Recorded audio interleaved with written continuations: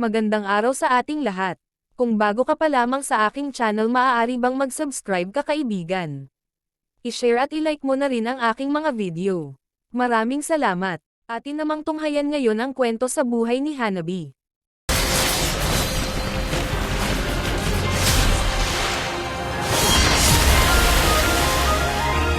Higambana.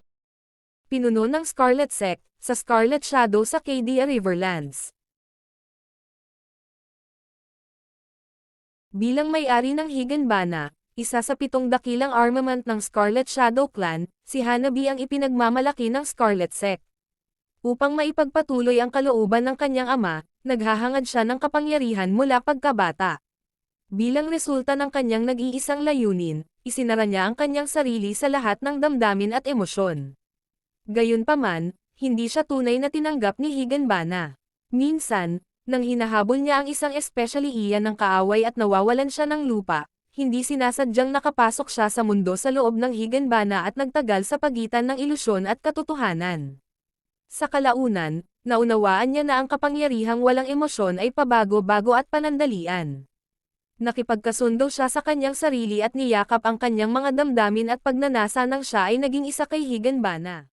Ang Higanbana ay namumulaklak sa dalampasigan, na parang natupok sa apoy. Alam na alam ni Hanabi ang ilog. Madilim at malamig, ngunit tahimik. Lumutang siya sa ibabaw ng tubig na parang nakabitin sa hangin. Makapal at hindi maarak na ambon ang umiikot sa kanyang paligid. Sa gitna ng kadiliman, ang tanging liwanag ay isang kumpol ng Higanbana sa di kalayuan. Sila ay isang makinang, nakakaakit ng mata na pulang-pula, kasing pula ng apoy ng impyerno, tulad ng apoy na nagninangas sa malayong baybayin na hindi niya maaabot. Ito ay isang paulit-ulit na bangungot na naranasan ni Hanabi mula noong siya ay 7. Iyon ang taon kung kailan, dahil sa kanyang likas na talento sa paglilinang, hindi niya sinasadyang na-activate ang sinaunang armament ng Scarlet, Higanbana. Ang tanging naalala niya ay nilamon ng sandata at bumagsak sa isang malawak, bangungot na kailaliman. Nang siya ay magising, ang kanyang mga mata ay puno ng luha, ngunit sa kabila nito, ang karamihan ng tao na nagtipon sa kanyang harapan ay nagsaya at bumati sa kanya sa pagiging isa na itinuturing na karapat-dapat na maging kahalili ni Scarlet.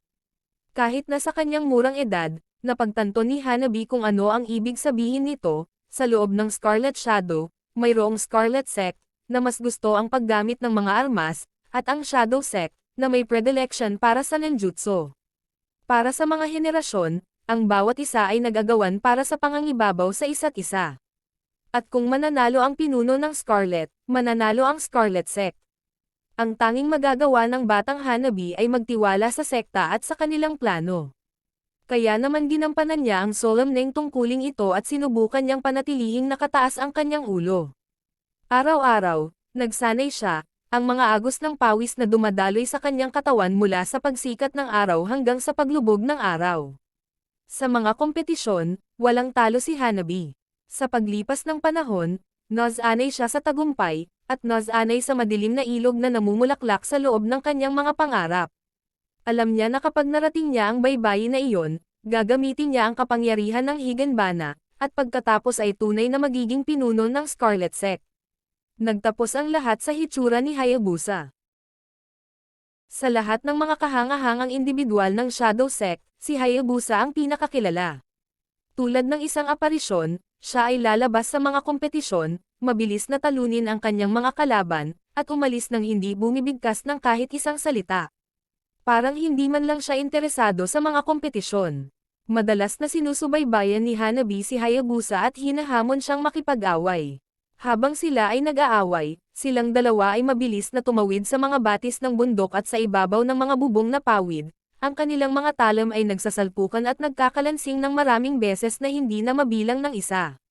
Sa huli, gayunpaman, ang Hanabi ay palaging magagapi, at ang itim na ilog ay magsisimulang lumaki, ang tubig ay umabot sa mga pampang nito. Sa bawat pagkatalo, si Hanabi, na puno ng pagbibitiw, ay tatanungin si Hayabusa kung paano niya nagawang malampasan ito, at sa tuwing ang gagawin lang niya ay magkikibit balikat at sasabihin, kasi, ang buwan ay mukhang maganda ngayong gabi. Ang walang harang na pagmamataas, at ang kompletong kawalang interes ng kanyang tugon ay nagpabulag kay Hanabi sa galit. Hindi siya matatalo, tulad ng hindi magagawa ng Scarlet Sect. Siya through kanyang sarili sa kanyang pagsasanay kahit na higit pa, gagawin niya ang lahat para makarating sa malayong baybayin na iyon. Pagkatapos, isang araw, dumating ang sakuna.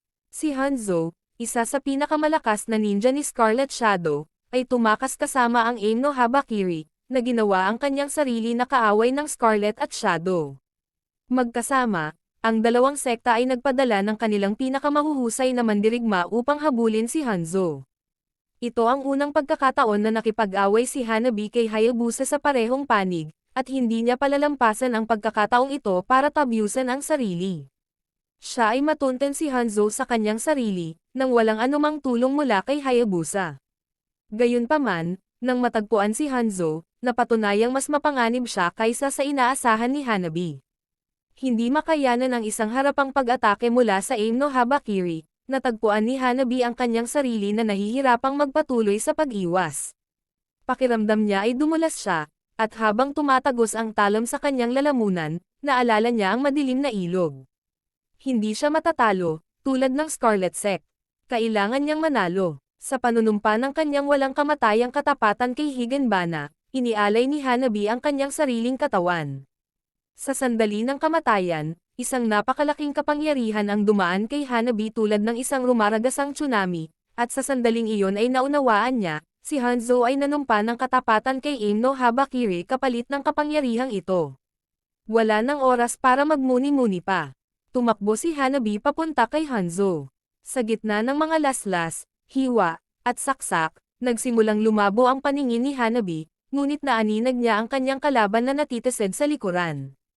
Nanalo siya. Gayunpaman, ang tubig ay nagsimulang tumalon pasulong, at muli niyang natagpuan ang kanyang sarili na nakalubog sa madilim, pamilyar na ilog na iyon. Malayo sa hamupa, ang ilog sa halip ay umalingaw-ngaw ng mas matinding bangis habang sunod-sunod na bumagsak ang mga dambuhalang alon, na hinihila si Hanabi pababa sa ilalim ng ilog. Ganito ang naging kapalaran ng hindi mabilang na mga kaluluwa na nabuklod sa loob ng sandata na ito.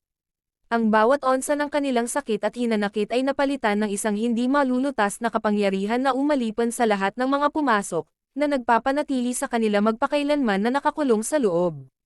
Ito ang lupain ng mga patay, isang lupain kung saan walang matatakasan. Manalo, manalo, manalo. Umalangaw-ngaw sa kanyang mga tainga ang mga naghahampas na alon, ang tunog ay halos kahawig ng isang koro. Buong lakas siyang nagpumiglas, ngunit hindi napigilan ni Hanabi ang sarili. Ang nagniningas na bulaklak na noon ay napakalayo na ngayon ay napakalapit na, gayunpaman, nanatili itong wala sa kanyang pagkakahawak. Unti-unti niyang nalaman ang sarili niyang lumulubog. Hanabi, Hanabi, Hanabi. Ang tunog ng boses ni Hayabusa ay tumagos sa kawalan, na nagpabalik kay Hanabi mula sa bingit. Hindi pinapansin ang mga kaluluwa ng mga patay na kumapit sa kanyang lalamunan, itinaas niya ang kanyang ulo. Naaninag ang liwanag ng buwan sa ibabaw ng ilog. Ito ay maganda. Ang dating puro kadiliman ay nalantad na sa liwanag. Umatras ang mga patay, at hamupa ang rumaragasang tubig hanggang sa maging kalmado ang lahat. Ang unang pinuno ng Scarlet ay ang orihinal na may-ari ng armaments. Sa kanyang walang humpay na paghahangad ng kapangyarihan, wala siya roon para sa kanyang asawa sa mga huling sandali nito. Sa kanya ang mundo, ngunit nawala sa kanya ang lahat. Kaya naman, siya ay nabaliw. Sa kanyang kahibangan, tinatakan niya ang lahat ng kanyang kapangyarihan, at lahat ng kanyang kalungkutan, sa loob ng Higanbana. Sa wakas, nakita ni Hanabi na hindi na malayo ang dalampasigan. Nakaharap ito sa mismong mga mata niya. Nanalo siya. Sa di kalayuan, pinagmamasdan niya ang mga bulaklak na tumutubo sa dulo ng ilog. Nakatago sa gitna nila, nakikita niya ang malabong silhwete ng unang pinunong Scarlet at ng kanyang asawa, na nakatayong magkatabi sa ilalim ng liwanag ng buwan. Isinakripisyo ng Scarlet Shadow ang lahat para sa tagumpay. Ngayon, sa sandaling ito, malinaw na ang kanilang mga sakripisyo ay hindi nawalan ng kabuluhan. Habang unti-unting natauhan si Hanabi, hinayla siya ni Hayabusa, habang si Hanzo ay nakatakas. Wala silang estadong habulin, ngunit ito ay isang pag-urong lamang, wala nang iba pa. Marahang nagpahinga si Higanbana sa loob ng kamay ni Hanabi. Na-unlock niya ang mga lihim nito at naging may-ari nito. Malaya sa kanyang pagkahumaling at panloob na mga demonyo, nakita ni Hanabi ng malinaw si Hayabusa, ang kanyang dating kalaban, sa unang pagkakataon. Sa wakas ay naunawaan na niya ang sinasabi niya sa kanya noon pa man, may mga bagay sa mundong ito na mas mahalaga kaysa sa pagkapanalo. Bagamat hindi siya sigurado kung paano magpapatuloy, alam din niyang hindi na niya kailangan ng anumang patnubay mula sa iba. Kahit saang direksyon siya tahakin, lahat ng kalsada ay patungo sa kanyang dalampasigan. Itinaas niya ang kanyang ulo at tumangala sa kalangitan ng gabi. Ang ganda ng buwan ngayong gabi. Maraming salamat sa pagtangkilik sa ating kwentong ML mga idolo. Hanggang sa mga susunod pa nating kwentong ML, please don't forget to like, subscribe, and share our video. Thank you so much.